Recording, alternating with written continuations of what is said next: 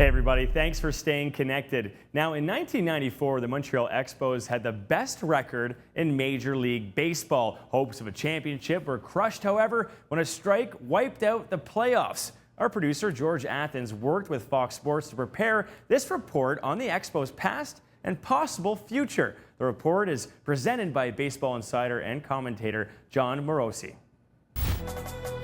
It's not like they had one Barry Bonds figure. They just had a lot of really good players, and they were so young, so they had all this swagger. Fly ball deep right field. David Justice looks up. This ball's gone. The Braves, they had a great team, but they knew that we were better. Rookie Cliff Floyd's memorable homer off Greg Maddux on June 27th began a stretch of 30 wins in 41 games for the Expos. Montreal cruised by the mighty Braves in the National League East and led the division by 6 games. Then, it all went away. We all haven't reconciled that 94 season. It's still very, very alive in us 20 years later. America's national pastime went on strike 20 years ago. In one Canadian city, the sport never completely came back. The Montreal Expos were poised to win their first World Series title and secure a new stadium.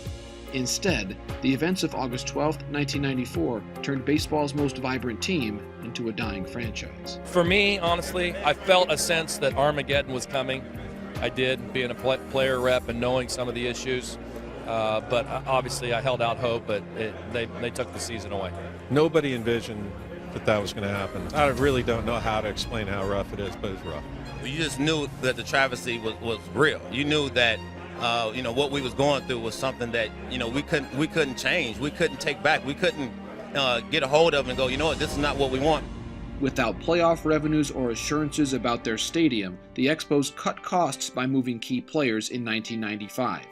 That cycle repeated itself for 9 more years until, on September 29, 2004, Major League Baseball, which had bought the team from Jeffrey Loria, announced the Expos would move to Washington, D.C.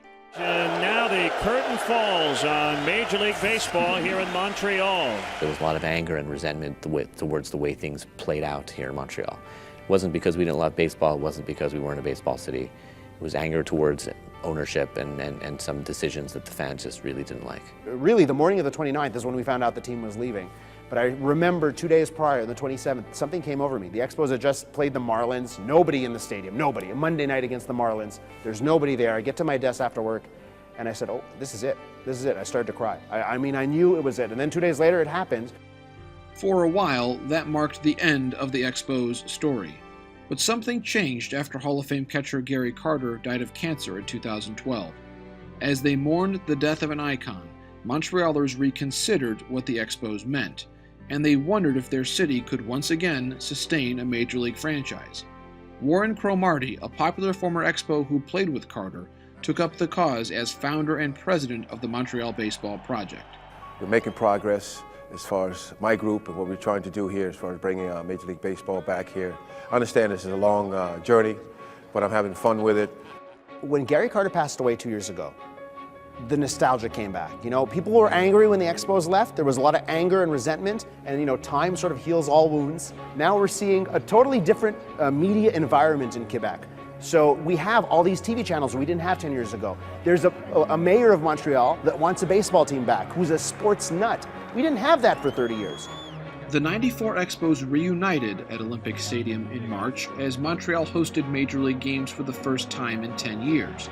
The exhibitions between the Mets and Blue Jays gave more than 90,000 fans a chance to thank their heroes and show their eagerness to support a new MLB team. This is a city of baseball. This is a city of professional sports. When you have over 90,000 people for 2 games, you will see what Montreal is all about. Never be closure for 94, for me. But this actually doesn't close things. It rekindles and opens things. To me, it opens things. I believe that a team is going to come over here. And hopefully the name of that team will be the Montreal Expos. I hope I don't die without seeing that happen.